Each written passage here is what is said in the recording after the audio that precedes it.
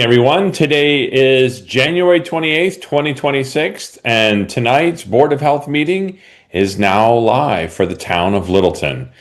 It is 7 p.m., and why don't we have an update on our opiate fund settlement? Take it away, Francis. I didn't know that was on the agenda. Am I reading the wrong agenda? I'm reading the wrong agenda. Sorry.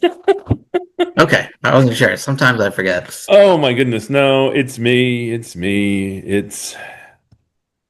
Let me pull up the agenda that I have here. We have a 7 o'clock public hearing for 47 Springfield Drive. Oh gosh, embarrassing. Why don't we pull in the person who is going to be for that? See, we have a couple people in the audience, if they wouldn't mind raising their hand if they're going to be doing the presentation for that. It should be Kirk. Kirk, okay. Amber, if you could pull in Kirk, that'd be lovely. I gave both you and Francis ability to do that yourselves. Oh, okay. Francis, do you want to pull in? Yep, hold on. Okay.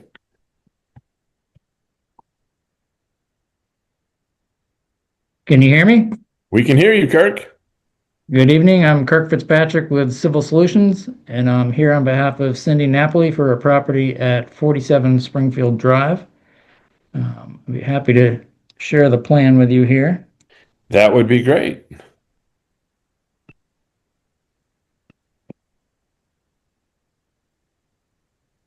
So basically what we have proposed before you is upgrade septic design for the existing two-bedroom dwelling, which is on Springfield Drive. It's serviced by town water on the side here. It currently has a small septic tank directly behind the porch, and then there's a leach field diagonally off to the right rear of the house. I talked to Cindy about where she wanted to put the new system, and she thought it would be best to put it back where the old one was. Evidently, they'd tried digging to the left of the house previously, and it was nothing but boulders and ledge. So that's why we're back in this area here where the existing system is. And this house is actually on a crawl space. I went down in the basement to get a measurement on the existing plumbing, and it's actually only has about a 4-foot crawl space back in this left rear corner. You can see the ledge in the basement for the good portion of the rest of the house. So with that being said, we dug 3 test holes 1, 2, and 3. So the testing results showed that we had a top on the subsoil, and then it changed to a sandy loam with a water table at 36 inches and 32 inches. And we were able to run a perk test, and that ran at 20 minutes an inch. So what we're proposing to do is to come out to a new 1,500-gallon 2-compartment septic tank, which is going to feed a 1,000-gallon pump chamber to pump the liquid up to a system composed of the Presby EnviroSeptic. That's going to be 13.5 feet wide by 32 feet long. With the use of the Presby, we're asking for a reduction in the groundwater offset from 4 feet to 2 feet. And the system also requires a variance for fill within 10 feet of our property line. So this is actually an empty lot next door, and that fill would be within 10 feet of the property line over in this general area of test hole 3. I did notify the abutters by certified mail 10 days prior to the hearing, and the Allens, who live at 62 Colonial Drive, reached out to me with a question about the well offset. So there's a well behind the house, and I can show you how I came up with that if you'd like. Yep, that'd be good. This might take me a second.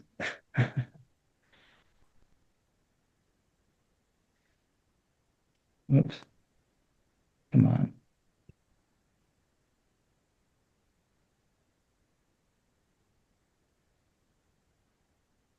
There we go.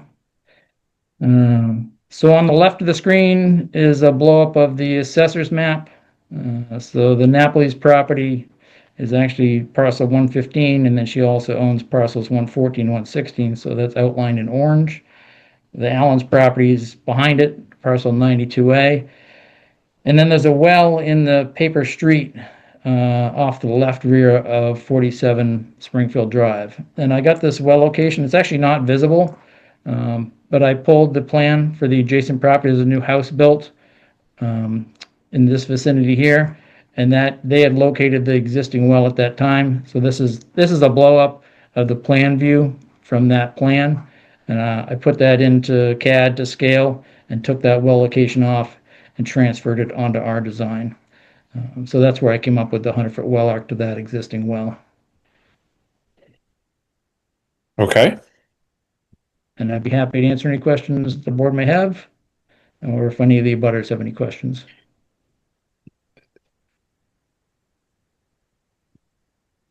Why don't we go to Mr. Kane if he has any questions? Can we start with Francis if he has any notes or Oh, comments? absolutely. Francis, why don't we go ahead and start with Francis? Sure. So like Kirk said, the site has a lot of constraints, including the seasonal groundwater table at 32 inches in the spot. I think Kirk's design provides 2.5 feet of separation between the water table and the bottom of the soil absorption system. So it minimizes the separation into groundwater while also not requiring fill for breakout to extend beyond the property line. Okay. Thank you for that. Dan. Since it's going in the same place, I'm assuming you're going to be doing full clean out of the old system, clean fill, all that good stuff before you put the Presby in, or? Yep. So basically, when they go to build the Presby, this system is actually an extreme failure. We actually clipped it when we tried to do a test hole over in this area. So it is full of liquid, and the tank was actually surcharged when I was out there doing my topographic survey. So what they'll do is they'll dig a hole in the old system and pump out all the liquid. And then when they go to build this system, that'll excavate out the area of the Presby and then additional 2 feet around it and replaced any contaminated material, the old stone and the old top of the subsoil with Title V sand below the Presby system. And then the Presby system will get built from there. Okay, thank you so much. Yeah, I don't think I have any other questions right now. Okay. Thank you so much. Kevin, do you have any questions? I'm just curious if you went to 2-foot groundwater offset separation, if you could get away without the pump. No, this has about a 2-foot offset. Most of it has a little more than 2, but at its closest point, It's 2. which is closest to test hole 3, it already has. We're asking for the 2-foot reduction. The water table at 32 inches, basically you're starting the system about 8 inches in the ground, so it's not possible to make it by gravity. All right. Thanks. Looks like you did a great job. Okay, I don't have any further questions. Is there anybody in the audience that has any questions?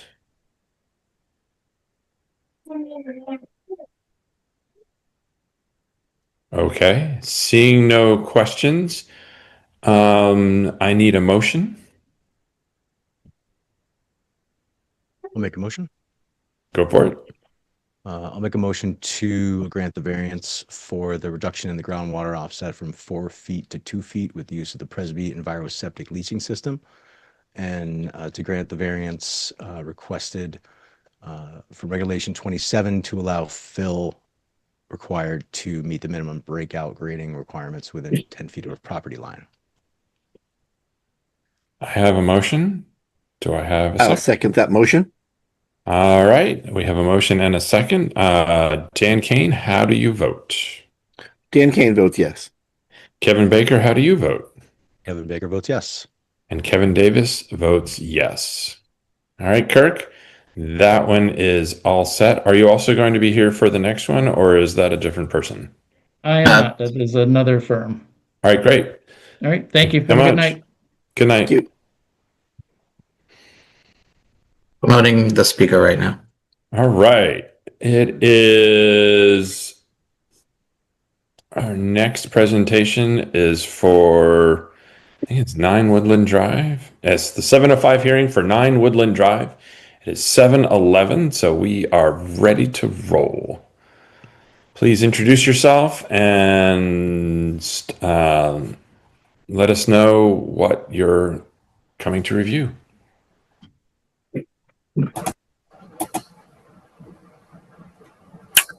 Hello, everyone. Can you hear me? Yep, we can hear you fine. Okay. It took a second for it to get logged in here. Chris McKenzie here from Dillis and Roy to represent Ms. Kraus on this project at 9 Woodland Drive. Jack Maloney from our office did the test tolls out here and prepared this plan. Unfortunately, Before you continue on, I was hoping that you could please share a plan with us. oh, absolutely. Thank you so much. So Jack asked me to attend the hearing tonight. I've reviewed the plan with him, and he explained to me what was going on here. So you can see this plan all right? Yep, looks great. So that's the entire plan there. I've zoomed in on the plan view portion of it here. Perfect. As you can see, it's a tiny piece of property. It's just barely over a quarter of an acre. 120 feet by 95 feet with an existing 5-bedroom house on it. So squeezing this all in here was a tough thing to do. We looked at doing a Presby system that didn't really fit in very well without some retaining walls and stuff. So we opted for a geomat system. We're asking for some reductions for this. It's going to be a pump system, be a new septic tank located right here. 2,000-gallon 2-compartment tank with a pump chamber here and a force main up to a pressure dosed geomat system.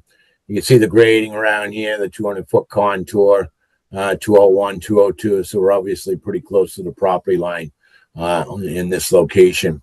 There's an existing water service. There are no wells in the area, so there are no radiuses to worry about. We're asking for a couple local variances from Regulation 23 regarding retaining walls and fill, and it requires a butter notification, which we have done, and I believe those receipts were sent over to Francis earlier today. A system incorporating retaining wall or fill within 10 feet of a property line. We're providing 2.5 feet from the property line to the toe of the fill. There are no walls proposed in this plan. So that also includes Regulation 27 for fill requirements. No portion of a fill requirement for an SAS shall be within 10 feet of a property line, where 2.5 feet from the property line. There's a couple of Title V local upgrade we're asking for from 310 CMR 15405-1H, reduction in the required 4-foot separation between the estimated high water table and the bottom of the leach area. We're requesting a 3-foot separation from the bottom of the leach area to the water table. And then section 310 CMR 15405-1K, at least one deep hole has been performed in the proposed disposal area. We only did one deep hole due to the lack of available land area. The existing system is partially, just as the last project mentioned, the new system is partly encumbering over the old system, so that'll be removed accordingly. So we only had really room for one test hole down here. We couldn't really test in the system area. And this system, nobody's really too sure what there is for a leach area. They only really knew where the tank was. So we didn't want to end up digging into the system and damaging it to the point of not being able to use it until it's repaired properly. So those are the 4 special requests that we're making. Any questions? Francis, why don't you go ahead and give us a chit chat about the site? So as Chris mentioned, it's a very tiny site. It's 11,400 square feet. Backyard's fenced in, extremely tight in the backyard. Pool doesn't help. So we only could do the one deep hole. I would recommend approving it because it's a very limited area to be able to do any testing. And I think that hole characterizes the soil within the disposal area as well. I mean, this is probably the best plan to try to meet required setbacks to the property line, building foundation. And it was 36 inches for the groundwater table as well. Okay. Why don't we mix it up, and why don't we go with Kevin Baker first? Sure. I was wondering, how did we get to 5 bedrooms on this property? My understanding is there's a 3-bedroom unit and a 2-bedroom unit, if I remember right. Again, I didn't work on the project directly myself, but that's what I recall was explaining to me. It was either a 3 and a 2 or a 4 and a 1-bedroom unit in there. That's why we've required a 2-compartment tank, because it's more than a single family house.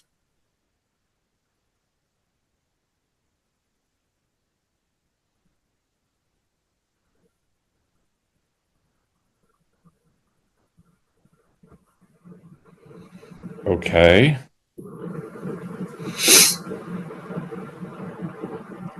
Francis, could you provide, is there any other clarification? Is this a multi-family home, or is this just a single family home? Yeah, I'm just pulling up the emails. So this house is a 5-bedroom house, 2 units. When I looked at the assessor's card, it said 8, which was odd. I forgot about that.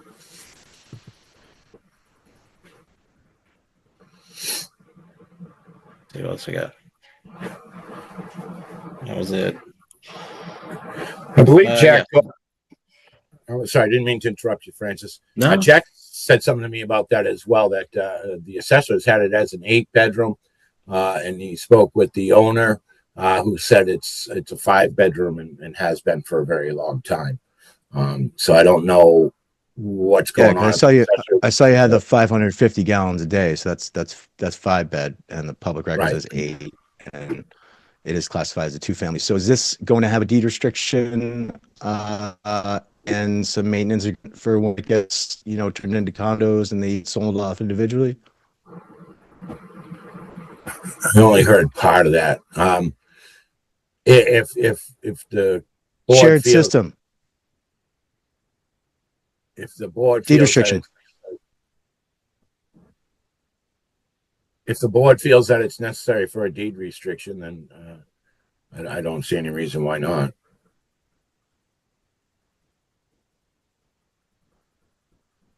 I was just curious about those 2 things. Thank you. Okay, thank you, Kevin. Dan Kane. Yeah, I would love to know some history. I'm curious again how a 5-bedroom house got through the process for approval on a relatively small lot, and now we're requiring multiple variances and local upgrades to make this a compliant system. Do we know when this house was built? It looks relatively modern from the outside. I do not know when it was built. I'd have to check the assessor's records. Hey, Francis, could you check the property card real quick? 1950. Okay. Okay. And again, Francis, I'm not sure if you looked. Do you know what this was approved for, the original as-built? I'm just here. Obviously, this is not an 8-bedroom house, and I can't imagine an 8-bedroom house was ever approved in this lot, but that's just a guess. But I'm just curious what the existing, so we often go through this as we add rooms to houses or finish basements of, owner's intent versus what's potential, which is kind of our standard. That owner reporting it's a 5-bedroom, but is it truly a 5-bedroom, or was the previous system designed for a 5-bedroom, or was it less than that? And by approving this, we're basically granting an additional bedroom that may not have originally or ever been approved prior to this unintentionally. Does that make sense? Yep. I have a comment. Historically, we've always gone by the public record, and it says 8 bedrooms all over it. So we need an 8-bedroom system then for this. I was just going to state that too. That we have always gone with what the public record says in that, and if it's an 8-bedroom on the public card, then we're missing 3 bedrooms. you gotta change the card. Yeah. Right. I suspect the issue is that the card is wrong. But I don't know that to be a fact. That's what's been explained to me, that everybody was a little bit surprised that it showed up as an 8-bedroom on the assessor's card, including the owner. So I don't think anybody was really aware, and it could very well just be a typo on the card. Certainly, I've seen in the past where situations like this, it's usually the reverse, mind you, where they're on record as a 2-bedroom and the house is clearly a 4-bedroom, and we've had the assessor's office go in and review the interior of the building and determine the actual number of bedrooms. So that's a potential to get the record straightened out to do that. Yeah, but we have to go off of what's in the public record for that, and if the card says 8 bedrooms, we're going to expect a design for 8, and that's just that's what our board has traditionally done, historically done. So we're going to have to go with that. My other question is, what's the offset from a pool to a leach field?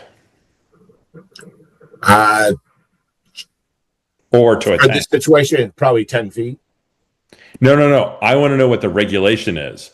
I don't remember what the regulation is for an offset from a pool to like a tank or a leach field.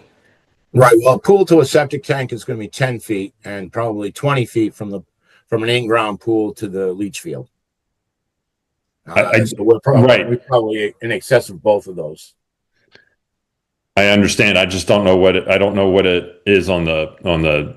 Again, I don't remember what the regulation is. It's something I'll have to pull up real quick, or if somebody could look it up real quick if there is a Title V thing. But then I'm going to want something on the plan to basically show the distance between those and have a minimum, so that way we understand what the offset is.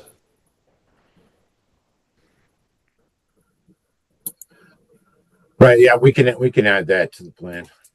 Yeah. What do we have? 7 feet. Well, this is on a PDF scale, so I don't think that's correct. Okay. I mean, I hear you. Well, there's a dimension right here from the foundation to the side of the system, and that's 20 feet. Okay. So if you look at that dimension, there's not likely that that's only 10 feet. It's probably 10 fair. Okay. It's not less than 10 feet. Otherwise, we would have to ask for that. Yeah, I'm going to have to ask for that just to see what that is for the dimensions. Okay. And we're also going to have it. We're also going to have the plan appropriately or corrected, or the card appropriately corrected before we move forward with this. I'm sorry. That's fine. It is what it is. I certainly hope we don't have to try to put an 8-bedroom system in here, because getting a 5 was pretty tough to do. So getting it almost 50% larger or so might be tough to do. But certainly we can look at that. So as far as the variances, then we don't want to proceed on any of those until we've made these changes to the plan or gotten the bedrooms straightened out. Yep.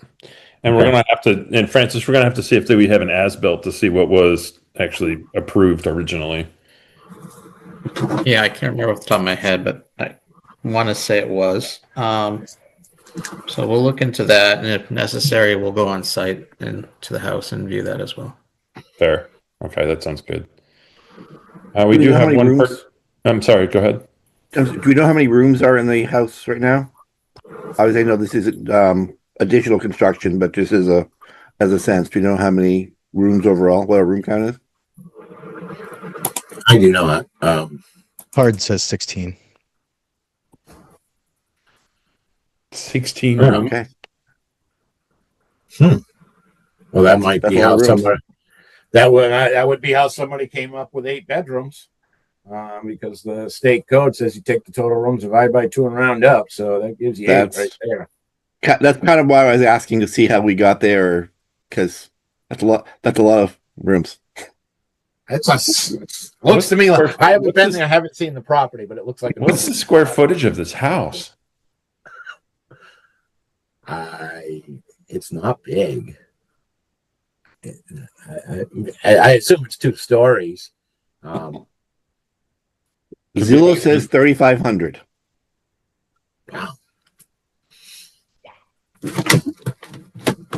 Okay. Yeah. 35. I think we have some more investigation to do before this one goes on. And I would just like to, may I just make one comment before we leave this? Is that, you know, if this system is going to be serving two units, Dwellings. you know, we need to take a look at calling it a shared system, and how we want to do that with the maintenance agreement and everything, if and when it should get divided. And so there's more to it if it's a multi, you know.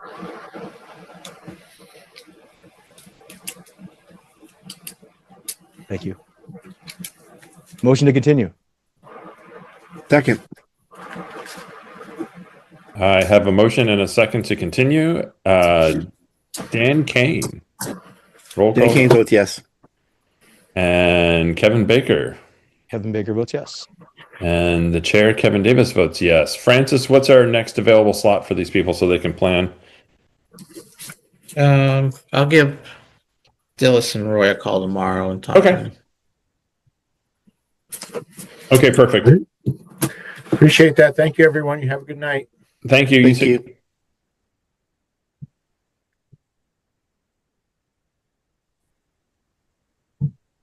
All right. Well, that are our two public hearings that we have. It's now 7:27, so it's just in time for our ID decision support tool. Oh, and I'm so sorry. There's somebody in the audience, Gary Allen. I'm hoping before we go on to our next thing, I didn't know if the person in the audience needed to speak on that last one, or were we okay? Nope. No raising of the hand. Okay. We will continue on then. Our ID decision support tool is brought to you by, I don't think Matt Wason's here tonight, so we don't have anybody to bring it to us. However, I can say I did look at some of the numbers in the wastewater for COVID and flu, and I can say that things are still kind of in the mellowing out period, or starting to flatten off a little bit, if I looked at the data correctly. Francis, did you get a chance to look at the data? No? Okay. So I think that's where we are with that. RSV, I don't know what the numbers are for RSV, so we're not going to continue talking about that tonight. We will wait to get the numbers from Matt at the next hearing. Okay. Now we get into some fun things. It's 7:15, and I mean it's 7:29, and we can go to our 7:15 administrative matters, and we have meeting minute approval. Let's take a look. I know one of them I was missing on, so we're going to have to move forward from that. So that would be the October 22nd. We can't approve that one because we don't have a majority, or actually, do we?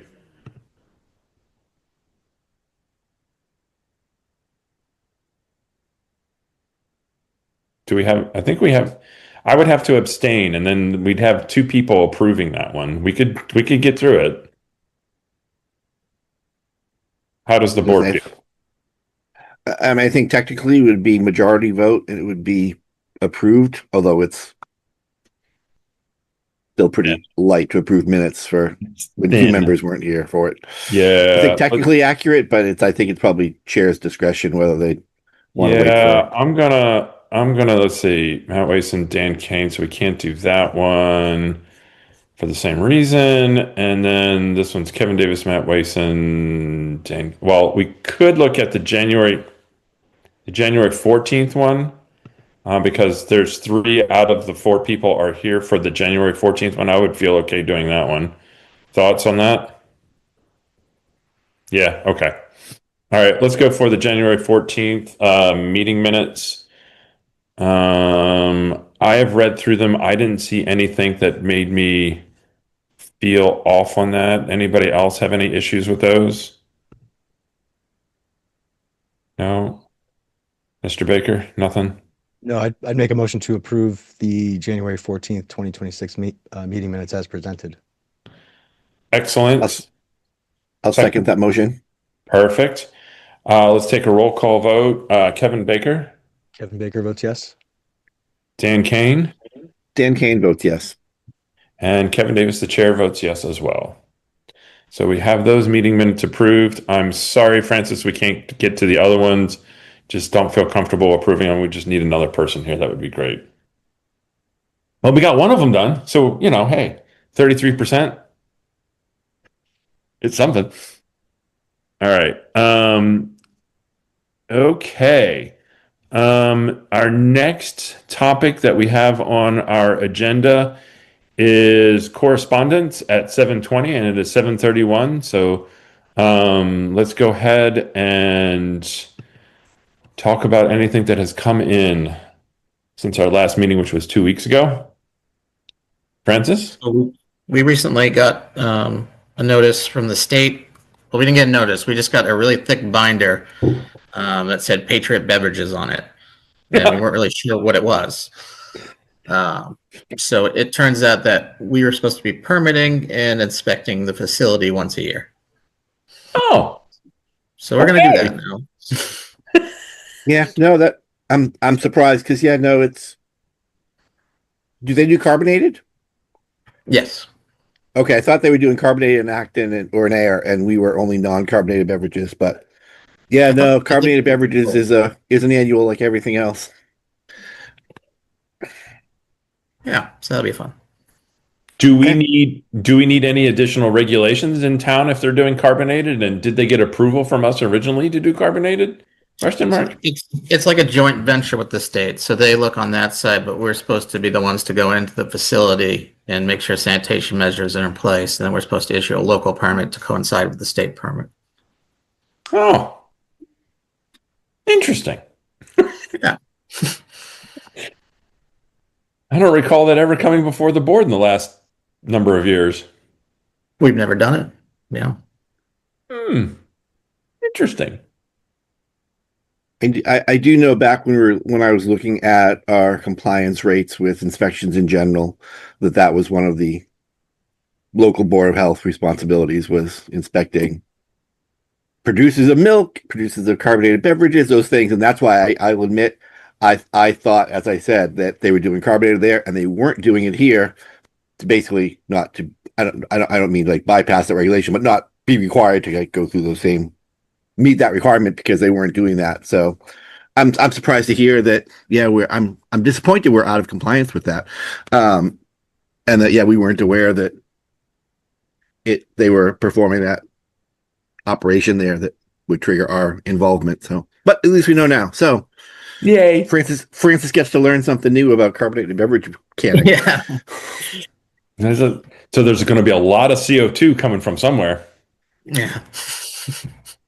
I know it's not going to be the same size tank than my Soda Stream over in my kitchen. So, well, that's interesting. Okay. Well, that's fun. So, when did that workload just show up on your desk? Like a week and a half ago. Sweet.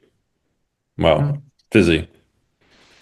What does that look like for additional hours and people power? Next I question. have no idea until I see it. Still wrapping my head around it. I've never done one of those before, so it's all new to me. Okay. Do we need outside help? Do we need an outside contractor to come in and help? What do we need? I don't think so. I mean, I can go in the facility and look at it and then make a decision, talk to the state sanitation program, see what they have to say. Okay. You can go from there. If need be, I can find a consultant, but see what it looks like first. Okay. Joy. Yeah. Wow, never a dull moment around here. This is awesome. Okay, so that's that. What other than making us aware that we're going to have this here, and I don't think the board has ever approved a carbonation facility before? Question mark. I know when it was very fine, it was just juices and things like that. It wasn't anything ever carbonated. So I think this is going to be new for us. Yeah, I'm not sure. We can always have them meet with the board and review the materials. Otherwise, it'd just be more of an inspection-based permitting process. What's the board's pleasure on this? Francis, take a look. Talk to the state. Yeah, I think that's a good first step. And then why don't we come back at our next meeting and have a chit chat about that? Definitely put that on the agenda. Yeah. Beautiful. Okay. What's next? We didn't have to stand up a shelter during the snowstorm, so that was good. We did talk about it, but Okay. didn't have any takers for the warming stations. Okay. They are talking about another system coming in this Sunday, so we'll wait to see what that's going to look like. Yeah, so far I'm looking, it's oscillated between several feet and 1 inch. So Yeah. I think it's the wobble of the system to figure out which way it goes. Okay. So we had no takers on that. Interesting. We are also coming up, is it tonight? I think it's going to be -4 overnight. So do we have the possibility of another warming station if somebody's heat fails or something like that? We do. So we met with EHS and we talked about their vulnerable population. So they have a list Okay. that they have people they can check in on. So that's kind of how we're doing it right now, is just Okay. testing. Yeah, I'm kind of concerned about that. I just want to make sure our residents are taken care of, especially with negative single digits. So that's no fun.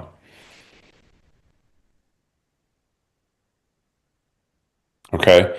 Has anybody called in to ask for assistance if their like heat has failed or something like that? We have not, no. Okay.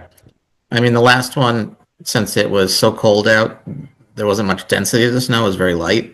Mm-hmm. So it didn't stick to the power poles and such like that. But if we have a wetter snow next time, that's when we could run into the power lines issue. Yeah. Okay. Cool. Anybody else have any other comments or questions about that? Okay. Next topic. We partnered with Emerson Hospital to apply for a stroke grant, which in essence will be a couple seminars on what to look for in strokes and how to recognize it. We also, part of the funding will go towards a video, educational video. So we applied for that last week, so we should know, I think, in a month. Okay. That sounds like great information for the public to have. Comments from the board? Nope, that's awesome. Look forward to hearing whether it goes through and what the process will be to make it happen.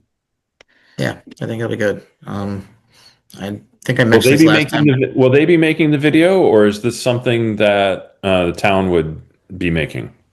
Emerson's going to take a lot of the lead. We're just their partner to bring it into the community, basically. So Okay. we'll have input, but you know, they know what they're doing, obviously. So No, just curious because we have LCTV with all those amazing people at LCTV to do videos and video services and things like that. So oh, I get your point. Okay. yeah, resource. Okay. And I might mention at the last meeting we did get a grant from Emerson Hospital to do what's called memory cafes, which are meetings where people with Alzheimer's and their caregivers get to meet up, check in, also socialize at the same time. So that will fund it for at least a year. Awesome. Is that going to take place in the community center? Yes, it's going to take place in the new Shattuck on Center Street there. Okay. It'll be a monthly. All right. Perfect. Next item. Septic is still going. We haven't slowed down. We did hear today that Tingsboro put a moratorium for the next month on any systems going in, just based on the weather and the cold. But we haven't done anything yet. It might be something worth considering. Okay. When's our next February meeting?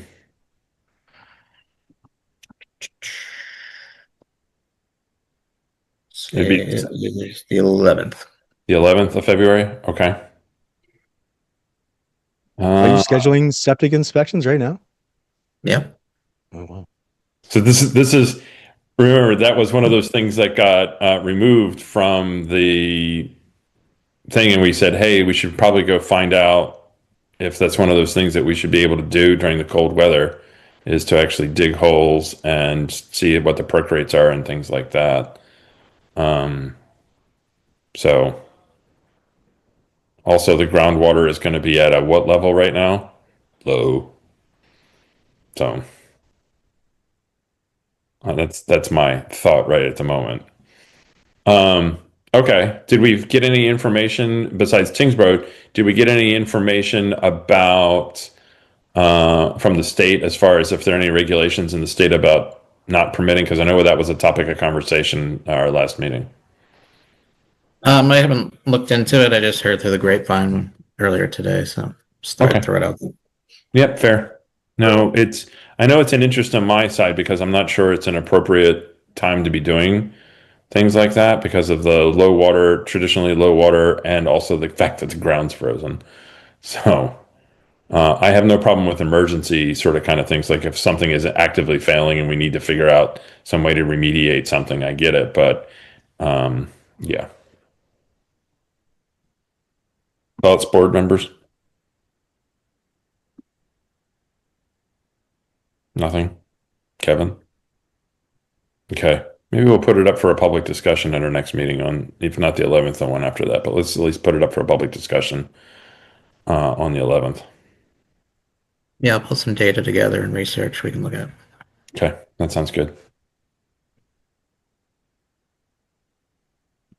All right.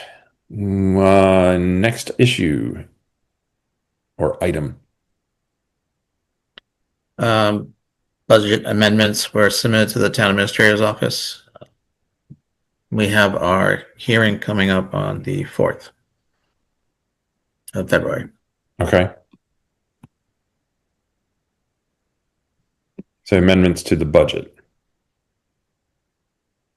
So in the last meeting, we talked about increasing some of the line items. Yeah, absolutely. Yeah. So I was just making sure it was clear that it was amendments to the budget and then the February 4th hearing. Is that something we're going to need a member or two from the board to go to with you, or? It's up to you. I mean, Dan can probably tell you more about how it is, but it doesn't hurt to have support. Okay. What time? February 4th? It's at 7:30, February 4th. It's at the police station. 7:30 a.m. That would be great. Yeah. Ticket is not a.m. Okay. Nope. All right. Why don't we, it'd probably be a good thing to have at least one, if not two members from the board. Definitely one member from the board show up so that way we can at least represent and be there for Francis. So I know I am in town on the 4th, so I can support. If somebody else wants to support, that's more than welcome to show if they want to feel very strongly about going and supporting. We can do that. I believe I'm available. We can circle back offline as the date gets closer, and Yeah, let's do that. if there can be two of us, that'd be great. Okay. All right. So we'll have support there for that. So those additions and changes went in. That's awesome. Okay. Was that before the Patriot Beverages binder arrived, or No, yeah, that was before. it was before? Okay. Yeah.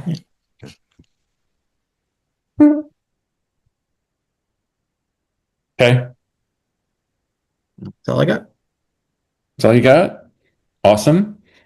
Kevin Baker, anything correspondence or administrative things come in? That's what we've heard here. Okay. Dan Kane. Just following up on Patriot, I just shared out to the group, not for discussion, but just via email for information. The Mass Association of Health Boards guidance around responsibilities, and they've got 7 pages on bottling plants and shared responsibilities and references back to the CMR about requirements. It looks like we may have some work to do around. I don't know if we have a fee structure around this kind of inspection. I don't think we have a line item for this, which is obviously be more complex than a restaurant carbonated beverage system or those kinds of things. So it looks like applications for permits need to be through. And again, this is a quick skim while we've been here of these 7 pages. An application approved by DPH. It looks like we may have some work to do locally. It doesn't look like necessarily regulations. We'd be following the state food and beverage regulations, but to go through the inspection process, the reporting process, the application process, we may need to do some legwork on our end just to make sure those pieces are in place and that the department can be compensated obviously for the work involved pre and post, and make sure that I'm sure they're already doing these things, but make sure they have their requirements and expectations set before we inspect so that they actually have all the information we need around planning and testing and some of those kinds of things. So I've shared that with everybody just so you guys can take a look. And Francis, I'm sure you've already started the process, but just as a starting point as well of things to think about, even if it's not all necessarily applicable to us. So hope that helps a little bit. Yeah, I haven't looked into it. Thank you. Yay. And that was another thing, because we didn't know that that's here. We don't have the fee schedule for that. And it would be interesting to see what the town of Air has, since I know they have a carbonation system in the town of Air, and wondering what their permit costs are and things like that. So, Francis, did anything come over from Neshoba regarding Patriot Beverages in the file? No. Nothing. Okay. wow. This is really sounding like this caught us flat-footed. Yeah, I wonder if it just got like returned to sender and then they brought it over. Sure. I know there was a long conversation at the select board and all those, because I believe because after Very Fine left, it was empty for quite a while. Yeah. And then when Patriot took it over, there was a lot of water use permits because it was going to be beyond typical water use because of the nature of the business. And I believe there was tax abatement as part. There was a very long drawn out process when they came into town. So I'm disappointed, although I think this is obviously before Francis and the internal department. That, I mean, I hate saying this, but it was part of the challenge of having an external agent where Francis sitting in town hall is probably going to notice all this stuff going on, where Jim being in, I forget where his office even was now. Air. But is not necessarily going to be aware of some of these things going on locally and be able to step in going, wait. This is something that the Board of Health needs to be involved in as part of its regulatory requirements. That a lot of those local things get missed because there's nobody local noticing. So nothing against him. It's just the nature of having an external agent. So that's all I can think of, is that it was never brought up as something that was something within our scope, because we weren't aware. I don't think I was on the board when that actually occurred. I think it was just before I joined, but I can't remember now. So fun fact, I remember going to a bunch of the select board meetings on this because I was concerned from a water usage perspective, the amount of water that was going through this. And I do not recall them saying at all that there would be carbonated beverages there. And so that's the reason why this is surprising me, because I went to a bunch of the meetings for this. And it was like, it was going to be, several tens, if not 100,000s of gallons of water used in the bottling process. And then it was, that's like you said, there was a whole bunch of local tax incentives and things like that, which I understand, but I don't recall it having carbonated beverages. So, okay. Well, it actually looks like just bottled water as well falls under the same requirement. So it's bottled water or carbonated non-alcoholic beverages kind of fall under the same. Oh, so we totally guys. So we totally not Again, I just went back and double checked and see when it happened. It looks like it was 2016 that they came into town. So Yeah. fortunately or unfortunately, that was prior to my time sitting on the board. It was prior to the time I think of Pardon me. Gino was probably here. Kevin, I think Kevin, you started the same year I did, right? Was that your first year? Or were you already on when I forgot because we're in the same cycle. Yeah, we're in the same cycle. So that was both our first year. Our first year. So yeah, I think Gino was the only member who may have been on the board at that time, and that would have been Neshoba era for our agent. So that all I can think of is that it just never came up on the radar as something that fell under. Maybe a phone us, call. which- Maybe a phone call, Francis, to Neshoba to see if they have anything in their files on it. Sure. We have their files. Okay. or thoughts or that whole institutional memory kind of thing. Because unfortunately, none of us, other than as residents, can offer institutional memory on what the process was from a health side of things. Jim may know something or remember something at the time, but Yeah. Okay. Thanks, Dan, for that information. Much appreciated. no problem. Do we have anything else, Dan, that we would like to contribute to the cause? Nothing from me tonight. All right. Well, I have nothing else to contribute to the cause this evening. I am still getting back into this time zone from being on a business trip, 14-hour time zone Delta. So, yeah, still, I think tonight will be my first night that it's kind of like sort of there. So that's all good. All right. And I do apologize for the mix-up. That was just in another PDF viewer sitting in the window that was over there, and I needed to swipe this way. So I do apologize, and thank you so much for that. So also, it looks like we chased away the person that was sitting in the audience. So we have nobody in the audience for public input. I was hopeful. I was really hopeful. Before we get to the end of our agenda, does anybody else have any go backs that they would like to talk about? Nope. Okay. Motion? I'd like to make. Go ahead. I'd like to make a motion that we adjourn. I'll second Motion that. and a second to adjourn. Let's take a roll call vote. Dan Kane, Dan Kane votes yes. Kevin Baker, Votes yes. and Kevin Davis, the chair, votes yes.